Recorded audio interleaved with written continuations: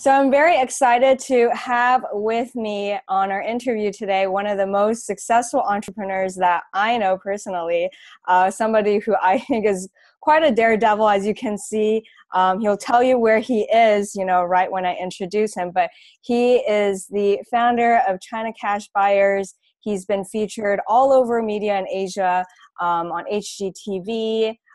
He's done talks at Remax and different real estate companies. And he's just, a serial entrepreneur. So I'm very excited to introduce Paul Salo. So Paul, can you tell us where in the world you are right now? Hey Lee, hey, how you doing? Yeah, doing great. I'm over in Bangkok, so we're kind of at a local. I got a friend in town, so she's shooting right now. A couple of friends here. We're hanging out in the park, and it's kind of like in downtown Bangkok, near, I don't know if you know, but Lumpini Park, where the Yeah, kickboxing goes on. It's like yeah. that's where the traditional kickboxing was, right near here. So there's still a lot of kickboxing gyms. So we're just kind of cruising around looking for interesting things to do. They're visiting. They're going around the world, so we're cruising around and having a good time. That's amazing because I am super jealous of your lifestyle. If you don't know, I think you just decided to move to Thailand one day, right, on your visa.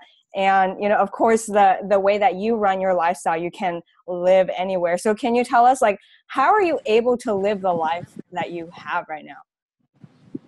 Jeez, you mean like how did I start and how did I get this way, or like right now the model that I'm on?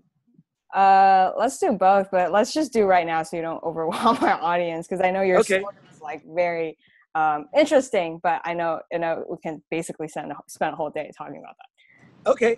So I would say like I basically decided, and this is the key thing, is you have to look around the world at everything that's available. Like what are people doing, and what do you really want to do with your life? Like as an entrepreneur, I built a lot of businesses over time, and each business taught me something new. And it's kind of like getting in a relationship. Until you're in the relationship, you don't know what it's going to be like. You have no idea, that. actually, Right. what it's like to be a doctor, what it's like to be a truck driver, what it's like to be, whatever it is.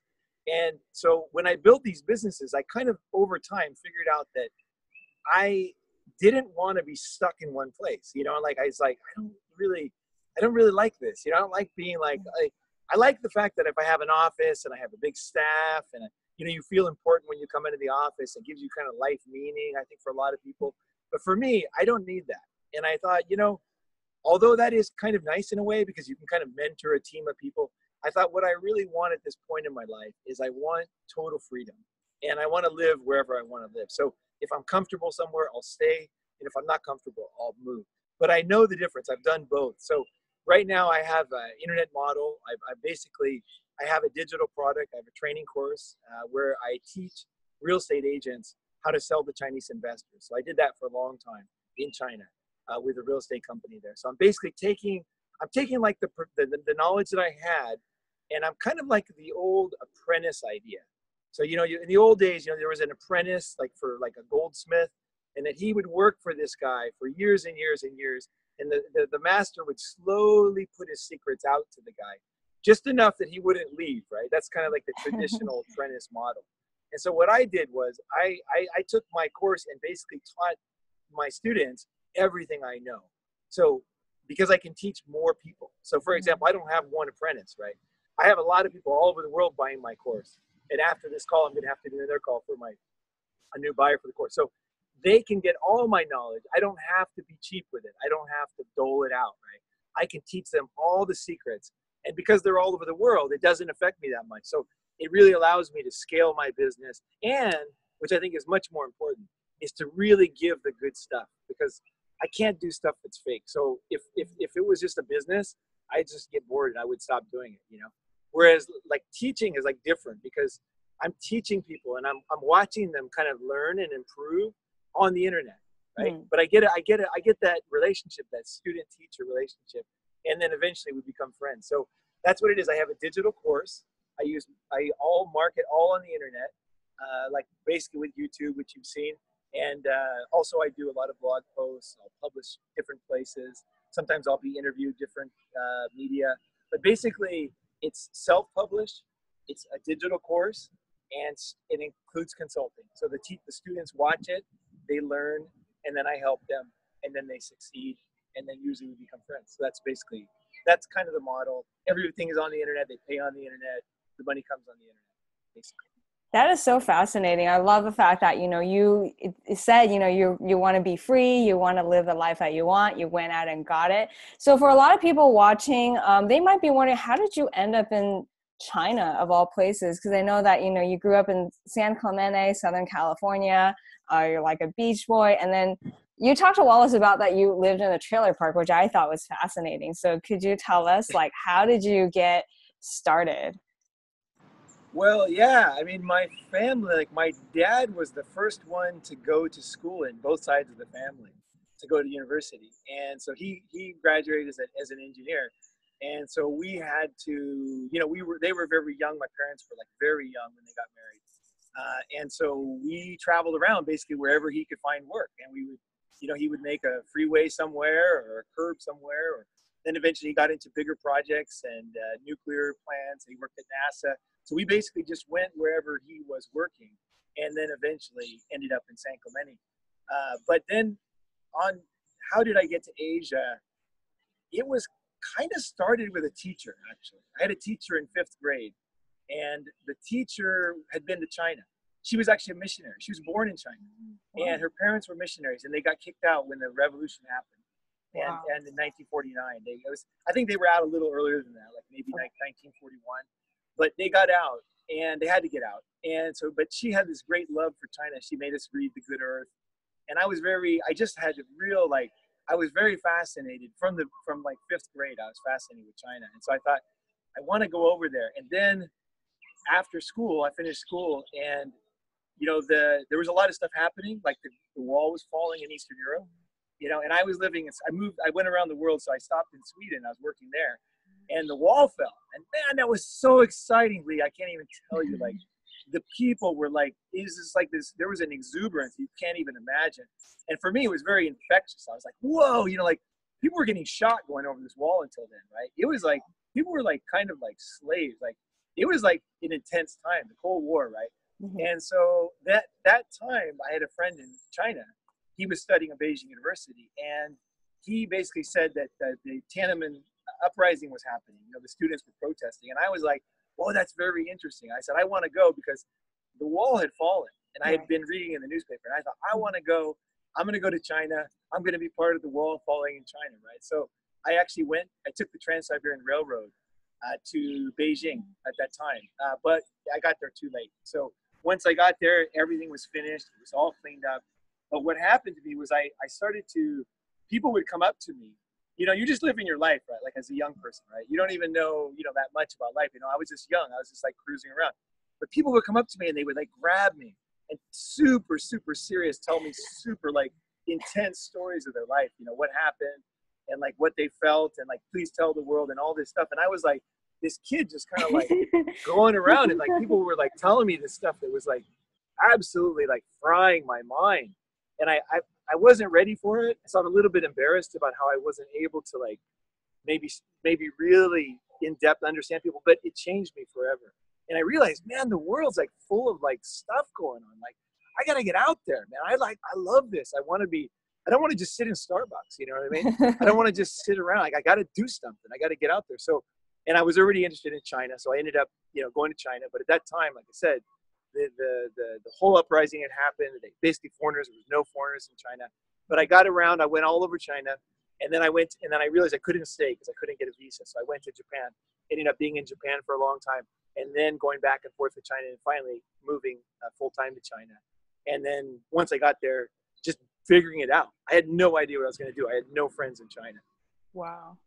That is incredible. Like for you to just literally just go because, something was, I think maybe the environment was a little bit different now with social media. I think we are a little bit more, integrated, but I think it's fascinating. You just went up and went on the Siberian, trail and you just went. That's fascinating. So we're talking about this in the beginning before this call started. Now I'm really interested because I know that as younger people, maybe we don't think, oh, we're going to go there and live there forever. Maybe we just think, okay, let's try it out and see what happens. Right. So, do you consider yourself I know these terms have political, I guess, undertones. Do you consider, what are your thoughts about people labeling themselves as, immigrant entrepreneurs or expat entrepreneurs? What are your thoughts on that? Right. I mean, even as a young kid, I was always interested in immigrants because they just seemed like they were more on the, like I was on the ground, right? Like we didn't have any money, right? So I was like out there, like walking around, throwing rocks, just catching snakes, just doing things that, like what we did, right? We didn't, there was no, the Harvard. So I was kind of just cruising around, and I would see these laundromats back then, and there'd be like this old, like Asian guy, Yeah. he'd be like running this place, Right. or there'd be like this old Mexican guy like making food, Yeah. somewhere, and on the side of the highway at a truck stop or whatever. And I was like, I would watch them, I thought, it's funny because they seem very like now I know that a lot of these people were like doctors. They had master's degrees, they had come to the States and they weren't able to practice or do things that they, had been done back home. I mean, it's really common back then to find like a doctor working at a shoe store, so for example, a Korean guy who's actually a doctor, right? And here he is selling shoes very humbly, just doing his job, just getting it done. And I was very fascinated with this kind of whole like dichotomy. It was like really interesting for me. So that was something that I just always would like just talk to these people, just cruise around, and kind of like I was the kid who was just always kind of interested in what's going on, like, oh, this is interesting, and so that kind of got my mind. I think that was my natural inclination, right? So when I went overseas to China, originally I got there and there was people actually working, but they were all working for big businesses. So they worked for Procter and Gamble, they work for these, Pfizer, these big companies, right? Banks, U.S. government, and they worked in air-conditioned offices, and they lived very, very different than locals. At that time, it was so different. Like the rich and poor the divide was so intense, and the political power divide, right? So like if a rich person like ran over a poor person, they would just give him like $30 and drive away. Like that was the time. And I'm talking about like Chinese officials, and also if a foreigner, if something happened, it was like, and I just like looked at that. I was just like, this is insane, man. I'm not into this at all. And I don't even like air conditioning, so I'm like, you know what I mean? Like, Yeah. I want to be outside, right? So I thought, well, what can I do? And what happened was at that time, the local Chinese, they thought everybody was rich who came to China. So I actually had some good money because I worked in a sawmill in Sweden, but I got ripped off every place I went in China. Like I would buy art and send it home, and then they would just open the package and resell it at the post office and give it back to the shop. Or I'd go like buy something, and then they would just totally overcharge me, or they would at night, like somebody would take a bunch of like hundreds of dollars out of my wallet. So I was just getting ripped off right and left. So I ran out of money in China. And so I said, okay, what can I do? And I didn't want to leave. I was very fascinated. So I did something that I've never heard anybody done before. But I think I told you this story before. But I said, okay, I can sell. I know I can sell. So I met this guy who had these paintings, and I thought, well, can I borrow the paintings for the day? So the guy's like, okay, fine. So I went out and I just put them on the street, on the floor. And I started to, as people would walk by, I would try to sell them, right? And I had no lights, I had no signs, didn't even have a pen, right? I just had these paintings on the ground. And then people would come by and they started to buy my paintings, or the paintings I was selling. And so it was like crazy because I was making cash. Like I would have a fun day in China, like cruising around all day. And then like 9 o'clock at night or 8 o'clock at night, I'd go down and I would put out the paintings, and I would sell until like say 11, because that was when there was a lot of people in the area I was. And then I would go and then give the paintings back to the guy and then pay him his fee. And then I would take the money. But what happened was I'd go back. I lived in this dormitory with basically, they were all like African immigrants. I forget which country it was. I think it wasn't it was a real small country, like Etri or something. Either way, so they were all there and I lived with them. And my rent was like $2 a day or something. Oh my God. And so every night I'd get home, and things would disappear in my room, right? So I'd be very careful. So I could have this cash in my pockets. I'd come home and I'd open my locker and I'd just stick the money in and close it, right? And what happened was one day nobody was there. They came home in the afternoon and I opened the locker. The locker was absolutely full of cash. and the whole thing just fell out on the ground. And I was like, oh my gosh, I got all this money. So I said, I got to get out of China before I get robbed. I got to get out of here. So I took the money and I exchanged it into other currencies, and I finished my trip. But that experience was so important for me because I realized that I think a lot of people, they just make excuses their whole life. They don't do anything. It's like someone tells you can't do it and then you believe them. Are you out of your mind? It's like, what does it have to do with you? Right? Like, seriously, what does it have to do with you? It has nothing to do with you. Right? And you can do what you want. You create it in your mind. You decide what you're going to do and you go create it. And it's not a motivation. It's just the truth. If you don't, then you're a loser and just do whatever everybody else tells you to do. You know what I mean? Yeah. But I'm not into that. So I'm always like, okay, what can I make out of nothing? What can I do, that I want to do that makes sense for me right now? And that made sense for me then. And I did a lot of businesses since then, but that was like a key thing for me. That was a really key one because I was sitting there in China, as you know, back then, the Chinese parents used to tell their kids, if you don't study, you're going to be a loser. You're going to be selling on the streets, Yeah. And that's what I was doing, selling on the streets. So I was the loser Chinese kid, right? With no education, but I loved it and it was great. And I actually learned a lot because I couldn't speak a word of Chinese, but I learned how to get people's attention and I learned how to make people laugh. So that's what I could do. I'd just get their attention somehow and I would make them laugh. And then they would start looking at my paintings. And then if they were interested, they would buy them. Right? So I think those two things, that you don't need language even to sell, and you just need hand signals and body and, you make do with what you have. You can make it happen, and that was great. Yeah, I made a ton of money, actually. I made a ton of cash. No tax. Yeah, that's amazing. I love that story because it definitely, like you said, separates, people who are, no matter what, they're going to stay and they're going to win and make it happen. So I was just curious, what was the thought process in your head while you, decided to just do it? Like, what were some of the reactions from other people who, became your buyers? Like, were they obviously they're curious, they bought from you. So I just wanted to, take us back in time. What was that like being in that situation? Okay. So imagine, think how crowded China is, right? Yeah. And so I'm on this crowded corner. So I would get there at night and there would sometimes be another guy there taking my space. So I would have to it was a fight. It was a fight to get your space every night. And it was me and all the other vendors. And there was physical altercations even. People would fight for their space. And, this is China. This is real life. And if I didn't do anything, so I would come the first, couple times I came and then somebody took my space, right? And I was like, now my space is gone, right? So I couldn't do it anywhere else because if you did it, long story, but if you did other places, it didn't work logistically. So I just went home the first day. And then I came back and then I started to think, how does this thing work? So I went back and watched the other vendors, how they decided everything, how they picked the night, their space.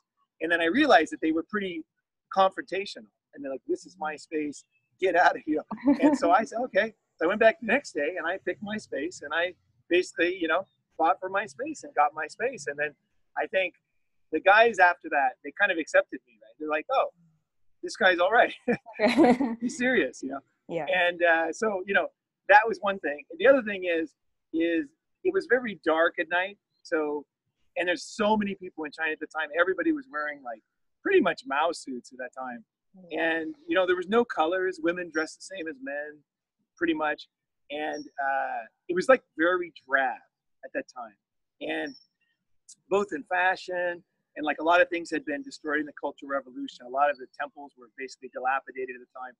And so wherever you went, you had this there was a pall that was left over from communism and from, the dynamism wasn't there. Dynamism of China was just starting, right? So what happened was it was so dark that everybody would walk over my paintings without knowing. Oh my God. Yeah. But these crowds of people would walk over my paintings. So I had to make sure everybody, just look down, and then because they were looking at me, right? They're not looking down, right? Yeah. So finally I got them. I got some, I forgot what I put out, some rocks or whatever. I somehow got it so they wouldn't walk over my paintings. Wow. And I moved my angle a little bit. And then basically what people would do is they would look at me And I think they were like pretty fascinated to see this happening. And they would just stop and talk to me. And then if they liked me, they would basically buy a painting, right? Wow. So I think that never changes. You know, you buy from people you like, you know, and you buy from that. I really think you're selling yourself more than you're selling anything else. But I do want to add one thing: is I don't think that goes that far. So, for example, if you're selling something that's not providing value, you're out of your mind if you think you're selling yourself. Like, you have to make sure that the essentials are there, that you're really providing value and that you're enjoying it. Because if you're not enjoying it, people can read it all over your face. But that being said, if you have those two things in place, the last thing is that you are selling yourself. And if people like you, they're just going to buy from you because they'll be like, they don't want to buy from somebody they don't like. It's just it's a fact. So I think that's what I learned there, is that they would come up and talk to me for a long time, and then they would buy a painting. And then the next guy would come up and talk to me, and then he would buy a painting. So that's kind of how it went. That's very fascinating because I was just talking with my other friends who, you know, were in Shanghai, and they were saying a lot of foreigners, they love being in Shanghai because, you know, they do think there is a foreigner advantage. So I do want to ask, do you feel like the fact that you were American was an advantage? Do you think it didn't matter, or maybe a disadvantage? Okay, this is where we get to the rubber meets the road, reality, right? Yeah. And reality is very, very complicated, you know, Yeah. so it's very easy to say black and white, you know, and I think if you look, the answer is it depends. And so I would say if you just want to eat, I would say maybe there's some kind of advantage to being a foreigner. But if you look at China, it's 99% owned by the Chinese, and they basically don't let immigrants own anything. Yeah, that's true. And if they do own something, it usually gets stolen. You know, so either the IP or somehow something goes wrong. There's a business partner that somehow the law is not upheld. So I would say that you have some advantages, but your advantages would be more like networking maybe, and the ability to meet people. So when I would go play golf and everybody's very quiet in the golf, I went to like had an exclusive golf membership, and like everybody was very quiet. Nobody would talk to each other, but I'm very talkative. So in the shower room, we were sitting there in the locker room, I would talk to everybody and make friends. So I think that was maybe an advantage in that situation. But, you know, if you're talking about serious business, funding, government support, licenses, partnerships, trust, you know, no way. It doesn't, it's not an advantage to be a foreigner. So you really have to be very, I think one of the key things when you're working, well, anytime you're doing a serious business, you have to get immediately throw away your childish ideas, and you have to be realistic. I really think that's like super key. The sooner you can do that, the better. So if you have disadvantages, you have to realize them right away. Don't waste a lot of money and time losing money. You know, I've been here for 30 years in Asia, so almost 30 years. Like, so I've had to one by one be confronted with reality. And so I just look at the situation, and now I can very quickly see where I stand. And I don't take it personally. That's the other thing. If I have a disadvantage, you know, I don't worry about it. And if I have an advantage, I quickly go in on that. So you have to take advantage. You know, I think what people think when they say advantage, you have advantage and disadvantage as a woman. It's very easy to say, hi, your Instagram pictures will get liked, right? You know, so there are differences. You have to know who they are, what they are, and who you are in other people's eyes. That's like super important in China, especially in any foreign country. You got to know is how you're looked at, and you got to take advantage of your advantages, because believe me, you have serious disadvantages, and you have to know that. And so yeah, is if you see them, it's like blood in the water, man. If you see them, you got to, like a shark, you got to go grab them. Don't feel any guilt, because when you see those disadvantages, don't get depressed. If you can't get a loan, you know what I mean? If you're not supported by the legal system, you know, if you get a really unfair advantage, you know, like judgment against you, if, you know, things are stolen and you can't do anything about it. If you're, like, I had many situations in China. I'll give you one example. I had a son of a very influential People's Liberation Army officer at a very high level. And we did a deal for him. And he didn't want to pay. And the guy was very wealthy, but he just didn't want to pay. And then I found out later that they didn't pay anybody in real estate. They always like cheated them every time. So I wanted to get the money. So I fought for it. And I ended up like having a huge situation, which I didn't expect, but like surrounded by 30 guys with sticks and chains beating me. And I had to fight my way through that. And at the same time, I knew I could not injure anybody, because if I did, I would immediately go to jail, right? If you hurt a local, you are going to jail. It does not matter what the reason is. It does not matter. You have no rights on that. So you have to be very careful. So all I did was block. I just blocked, but they were coming from behind. I had blood blisters all over my back, and even in scrotum and everything. Like, they were really nailing me. But I knew what I could do and what I couldn't do, and I did exactly that. And I did kind of win this fight, actually, because what happened was a lot of people. There was like 150 people watching, and it was right downtown in Shanghai. And the guy lost a lot of face, ended up having to pay off the cops a lot of money, and I basically won that altercation. And I think there was a slight advantage because I'm not Chinese, and then that got more people interested. So you do have advantages, you have disadvantages. You just have to know where it is, where's the line, and where do you go. And I don't want to scare people with that story, but I think if you are scared by it, then you are, right? But for me, I love this stuff. Like, I'm into life. I want to get into life totally, right?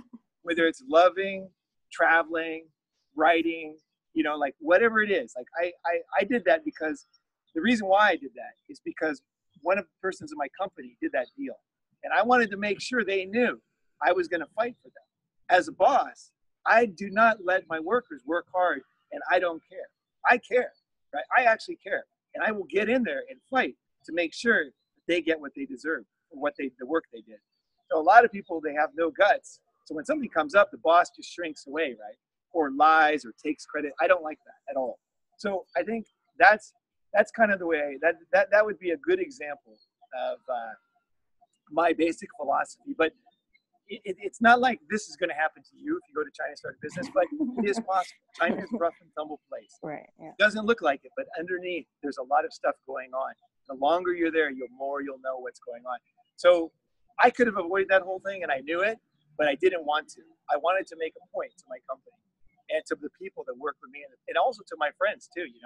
It's like I can't live like that. And I think in the end, these kind of experiences really shaped me. And when I talk to Chinese audiences now about stuff like this, they look at me totally differently because they realize I'm different. Like, I am not the same as everybody else. I don't think the same. Like, that's the way I am. That's me. You know what I mean? So I think that you put yourself out there, you do your best, flaws and all, and you will find a way to succeed if you want to succeed overseas. And it's very sweet when you do. It is so sweet because everybody says you can't do it.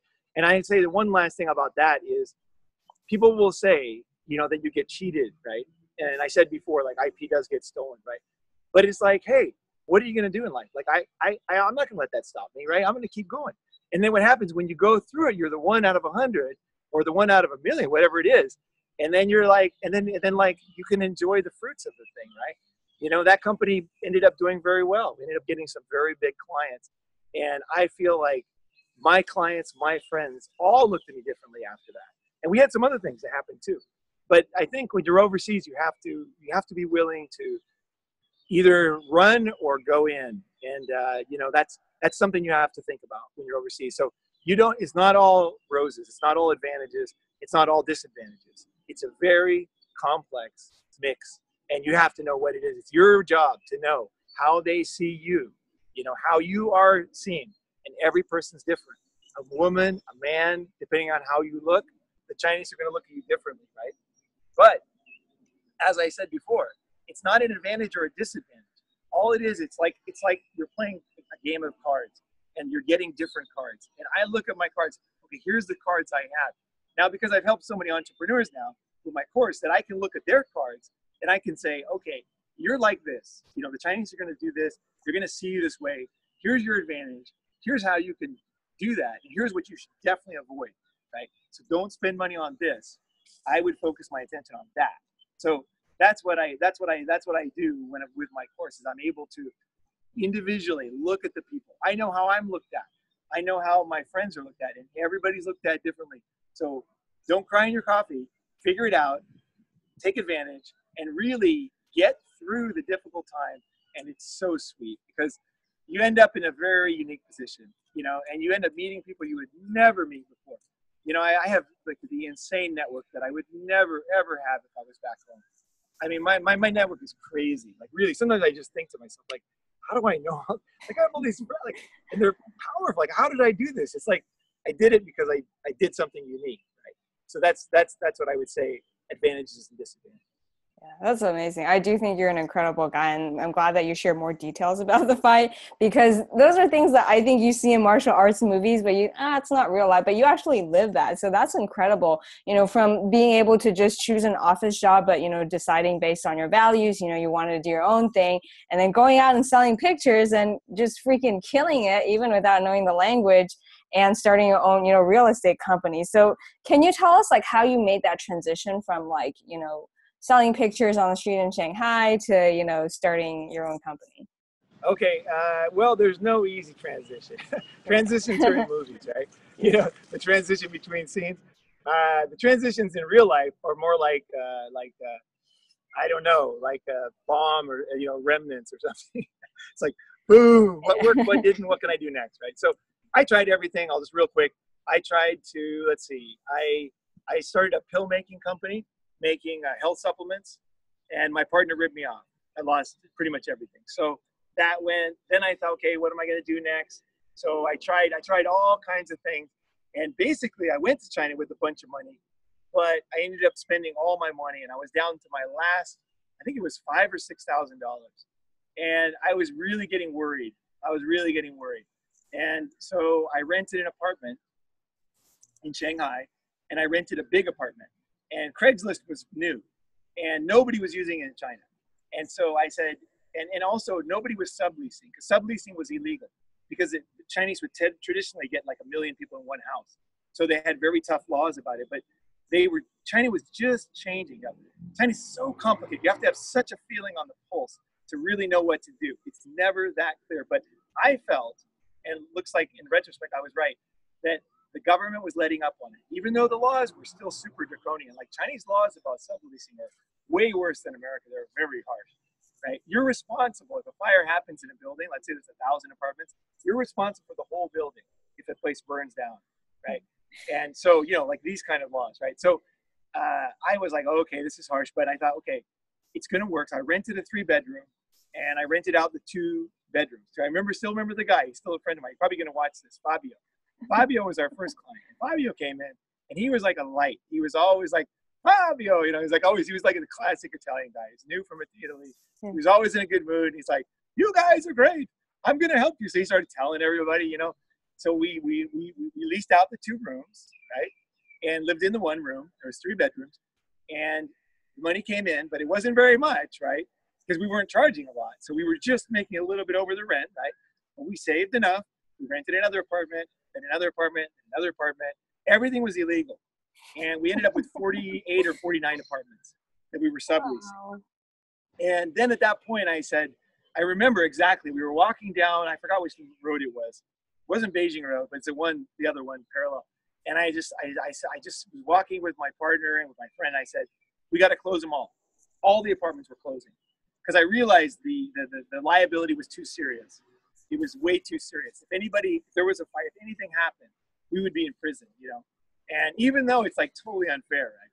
But I'm like, okay, what do I do? So I said, just close them. And my partner's like, what are you talking about? Close them. I'm like, close them. The risk here is there. We've already proven we can do real estate here. Now we got the clients. Let's do something new. Let's rent apartments. Let's sell. So they're like, they were not into it. My partner, everybody was not into it. They thought it was the stupidest idea. We closed them. One at a time, we closed them. We got everybody out of there. And we thought, okay, what do? We got the old gardener here. They do a great job for Thailand. They always like keeping the place super nice. That's why the parks are so nice. But okay, so then we had these apartments. We closed them, and then the next thing, we didn't even have a company yet. The Chinese, whenever you start a company in China, like nobody starts a legal company almost. Seriously, it's a very flexible place, right? the street stalls, no licenses, right? And so, so we started this thing, and now we had revenue. So we said, okay, let's start a company. So we went to the government, we applied to start a company, and I forgot how long it took. It took like 6 months. And then suddenly we get this call, like 5 o'clock at night, and they said, you need to have 100,000. It was a million RMB. So it was like $160,000 in the bank by tomorrow morning at 9. Now we had no money. I mean, we had cash from like our revenue, but we didn't have that kind of money. And we had to have it by 9 in the morning. And there was no two ways about it, because if we didn't have it by 9, they were going to cancel the application to start a company, and they would hold it against us to start a new one, because we didn't know it was going to happen. Like, nobody told us. Like, we had no idea. We're totally clueless, right? Right. And so all of a sudden, it's like, you need $1 million RMB in the bank by tomorrow night. Thank you very much. You guys won. You guys can start it tomorrow. And we're like, so that was when I realized how many Chinese friends we had, because foreigners didn't help us, because foreigners basically don't understand. I don't know. When push comes to shove, often foreigners don't get in there and really help. Chinese are different. And I found this, that when we needed the money, is we couldn't get the money from overseas, for one thing, because it would take too long. And foreigners in China, nobody came through. So I was freaking out. And we just went into our Chinese network and started asking people, begging people, like, we need the money. We need the money by tomorrow, And we got it. We got the $160,000 in the bank. And we had it in there for 3 weeks, which is all we needed. And then we were able to found the company. So that was how we got the company. Wow. And now we're on a roll, because we got a company that's founded at $1 million renminbi, which is great, And then we worked on the license. We got a real estate license, right? And that was awesome, right? And so then now we actually have a legal company. We have a license. Wow, what a concept, right? One day I just said, we got to start selling houses. Like, this is crazy. We don't get that much for renting. We only get 1 month's rent, which at the time wasn't very much. Whereas selling was good business, So I said, we got to start selling. So we we found someone who wanted to sell, and we sold their apartment, and we did a terrible job. Like, our first apartment was such a nightmare. Like, we sold it under market. We had no idea what we're doing. Like, we just were so clueless, but we did our best, right? We did our best. And it was pretty much my partner. Like, they just did their best, right? We just did what we could do at the time. And we sold the apartment. We got paid. We're like, okay, now we know the process. Because it wasn't like America, where everything's over a board. You get online. It's super easy. Like, no, there's like stamps and offices and guys smoking and nobody, like explaining anything. And just that was China back then. Like, nothing's clear, right? There's no clear, like, what's the answer? Like, so, I get totally, yeah. Yeah. So anyway, we sold that one, and then we got good at it. We started selling apartments, and then we got a big client, and we got a huge client, actually, through a friend of mine. And then we were off and we were rocking, then we were selling. So that's, long story short, that's how it went. That's amazing. Wow. Like, I think to like how I started my company, I just pay some money to my accountant, file an LLC, and you had to like come up with like 160,000 and, ask, local. That's amazing. I cannot even fathom that, which makes me appreciate my opportunity. But I just am very curious. I know that you've done podcasts on this, on your show, on YouTube, and also iTunes. But for people who are curious, you didn't know the language, you didn't know the customs, but yet you're able to build such a vast network. I don't want to say how did you do that, because that could take forever. But like, for somebody, watching you, wanting to be like you, being able to have this extensive network, what would be like your advice to them? I think the first thing is kind of like what you said in the beginning. Like, don't assume that other people have advantages you don't have. Remember, always, you have advantages and disadvantages. It's not better to be a man. It's not better to be a woman. You have advantages and disadvantages. So whatever your experience, wherever you're from, if you're from Nigeria, if you're from South America, right? If you're from Harvard, right? If you're wherever you're from, right? If you're from Greece, if you're Spanish and you want to go start a business in China or overseas or whatever, you just have to know that you have to kind of figure out, where do you stand in the totem pole. Don't be butthurt. Don't let it bother you. Figure out where your advantages are. Ask a lot of questions. Don't be dreaming. Get real information as fast as you can. And if you find somebody who really knows what's going on, you just glue yourself to them and listen, just shut up and listen. Yeah. Learn from these people that have experience. Don't judge them, because often people that have done it first, they might seem rough to you because, you know, they just, I don't know, they might not talk like you or whatever. But that information is what you really need. And often they're giving it to you in the way that you need it too, right? Because they know kind of where you're at, they're trying to help you, right? So I think that's the key, is figure it out as soon as possible. Find good mentors that kind of know what's going on. And don't never get lost in some kind of like, I can't do it. For me, it wouldn't work. They're different than me, because that's totally not true. I can tell you a million stories about different kinds of entrepreneurs who did very well in China. There's a ton of Chinese Americans who went over there with no Chinese, did very well in China with bakeries, with all kinds of businesses, training companies like sales training and whatever advantage they had that wasn't available in China, that wasn't quite up to snuff. They were able to take their skills and use them in China. So I think that's like one of the secrets is just learn and be ready to go. That's amazing. Yeah. So for those of us watching who want to, learn more about you and, what projects you're working on now, how can we get to know more? Yeah, well, there's a YouTube. I have a YouTube channel. I have a couple actually. My personal one, and then I have the China Cash Buyers. If you search China Cash Buyers, you'll come up with a lot of stuff about me. And there's a YouTube channel, and I think a lot of people watch that videos who aren't even like real estate agents. They just think it's interesting, right? So if you're interested in learning about starting a business, that you would learn something from that. You'll see my insights and what I gathered, because this information, the reason why I'm putting in videos is because it's scalable. You can use it too, right? So I would say, like, look at that. I write posts on my blog, right?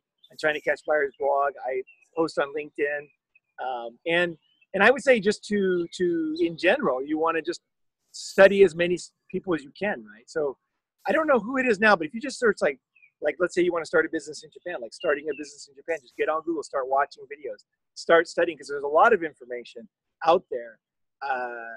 And I think even if you're doing a business back home, I think you gain a lot from seeing these experiences. You really do, because you see what you're really doing. Like there's like, take away the easiness and you got the rough edges. You can kind of see what business is and what's important and how to get those pieces in place for your business, right? If you want to send me an email, just paul@chinacashbuyers.com, and I'll be happy to respond. Perfect. So I think you kind of talked about China Cash Buyers for the people who want to start a real estate business and, get Chinese buyers. They might be American, or maybe they're wondering, is this for me? Is this not? So can you tell us more about your program, who it's for, and how it works? Okay. I'll just tell you basically is if you want to tap the Chinese market. So whether you're looking for investment, say you want to do a development, let's say that you're a bank and you have like some kind of asset that you want to sell, and you believe that a Chinese investor would be a good investor for this project. Maybe you're selling EB5s, investment visas, or you're selling like a real estate agent, or you're a broker who has a lot of real estate agents working for you. If you want to tap the Chinese market, you got to know, and I hope my stories like let you know, it's very different, right? It's very different. People think very differently, and you have to learn like how you're seen, how your properties are seen, so that you can present them in a way that makes sense. Okay, the best way I can say is if I said to you, I have an apartment for you. It's in Shanghai. It's 110 square meters. It's facing south. It has an elevator, a pool. I can show you pictures of it. Do you want to rent that apartment? If you were thinking of moving to Shanghai, you'd be like, well, I need to know a lot more. Like, where is it near? Yeah. What's traffic like? What's crime like? Like, is it a good investment? Like, is this smart? Is this safe? How do the contracts work? What if I don't like it? How do I get out of it? There's so many thoughts in your mind. You're like, whoa, where do I start, right? And also, your pitch is different, right? Because the pitch, like, for example, if I say to you, there's like no Western food for like 10 miles away. All it is street stalls, right? You're gonna be like, oh no, sometimes I'm gonna want comfort food, right? Yeah. So there's a lot of stuff you wanna know, right? The Chinese are exactly the same way. So what my course does is I teach you how to present yourself and your opportunity in a way that makes sense. So we look at your skills. Every person I do a different kind of makeover. I look at them, and if you watch the Wallace Joe episode that I just uploaded, I look at him and I came up with a plan for him that made sense for him. And I do the same, like when I talked to you earlier, like a couple months or a year ago, whatever. I thought of what you were good at and what made sense for you, and I came up with a plan to present and to market to Chinese, right? So each person, I'm looking at them. I have a lot of experience helping different people, and obviously a lot of experience myself. So I look at each person, we come up with a marketing plan. It's up to you to implement it, okay? I'm not going to sell your property, okay? I'm not legally protected to sell properties. I'm not even a legal agent wherever you are. You might be in Spain, you might be in Africa, you might be in Australia, you might be in Singapore. So I'm not going to sell your property, but what I will do is I will teach you how to present your properties and how to find the people. Where are they? Advertising doesn't work in China. Advertising has a very, very low ROI. So you have to think, what do I do now? Real estate agents, all they know is advertising, right? I'm going to go on Facebook, right? Facebook doesn't work. WeChat doesn't let you do that. Yeah. And so like big brands can do it, but not real estate agents. How do I do it? There's websites, there's call centers that will like basically take your money, but they don't have good ROI. So how do I start? How do I present? And it's not for everybody, okay? It's not for, I'm not making a pitch. If it's in your heart, if it's in your mind, you think it's a good idea. You think, you're looking around at the Chinese, you're thinking, wow, there's a lot of people here. I have my buyers, right? I already have my clients. I would love to add some wealthy Chinese buyers to my mix, right? It's not like you're going to go only Chinese buyers, but you're like, that would be a good mix. Like that would be good. Like Chinese are moving in my area. They're buying stuff. They're probably going to rent stuff. And they got friends and they're moving over. Like that would make sense for me to start getting a network of wealthy Chinese investors for my project, for my house. If that's you, then that's exactly what I do. So that's perfect. That's what I teach. And I hold your hand, I do calls, and I kind of like, as things move forward, as you find buyers and you're dealing with them, I let people kind of like text me, she said this, what does she mean? Ask her this, and I have a series of like questions to ask. And I have many tools that I hand out, but sometimes it's just my own advice. And then I help people to succeed selling to Chinese investors.